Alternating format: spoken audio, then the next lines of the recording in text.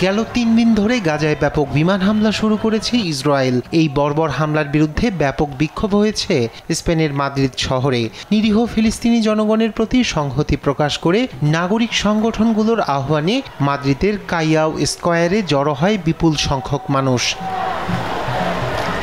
Hamas দীর্ঘজীবী হোক, গণহত্যা বন্ধ করো এমন স্লোগান দেন বিক্ষোভকারীরা। পাশাপাশি স্পেন সরকারকে ইসরায়েলের সঙ্গে অস্ত্র বাণিজ্য সম্পূর্ণরূপে বন্ধ করার আহ্বান জানান তারা। তারা ফিলিস্তিনিদের মুছে ফেলতে চায়। আমার মনে হয় তারা শেষ পর্যন্ত পুরো বিশ্ব দখল করতে চায়। সুতরাং এটি আর ফিলিস্তিনের একার বিষয় নয়, এটি বিশ্ব স্বাধীনতা ও বাক স্বাধীনতার বিষয়। আমরা ইসরায়েলি প্রশাসনকে ধিক্কার জানাই। ইসরায়েলকে আর কেউ বিশ্বাস করে না, কেউ না। এরা প্রতারক। তারা কখনো চুক্তিকে সম্মান করেনি। আমি অবাক হচ্ছি ইউরোপও কিছু করছে না। বিশ্বমোড়লরা আজ হাত পা গুটিয়ে মরণ খেলায় মেতেছে।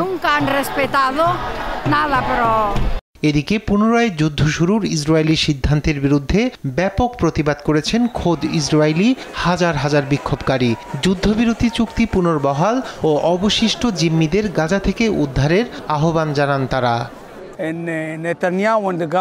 নেতানিয়াহু ইসরায়েলি জিম্মিদের জীবনকে মৃত্যুর মুখে ঠেলে দিয়েছেন। ইসরায়েলের স্বার্থকে উপেক্ষা করে নেতানিয়াহু তার ব্যক্তিগত রাজনৈতিক স্বার্থকে প্রাধান্য দিচ্ছে। গাজায় আগ্রাসন শুরু করার প্রধান লক্ষ্য ক্ষমতায় টিকে থাকা। নেতানিয়াহু আসলে দুর্নীতির বিচার থেকে নিজেকে রক্ষা করার চেষ্টা করছেন।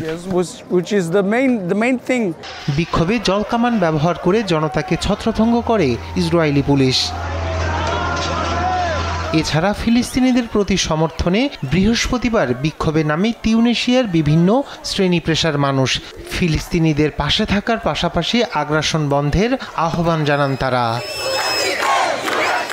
রায়হান কবির শুভ্র, নিউজ ডেস্ক, দেশ টিভি।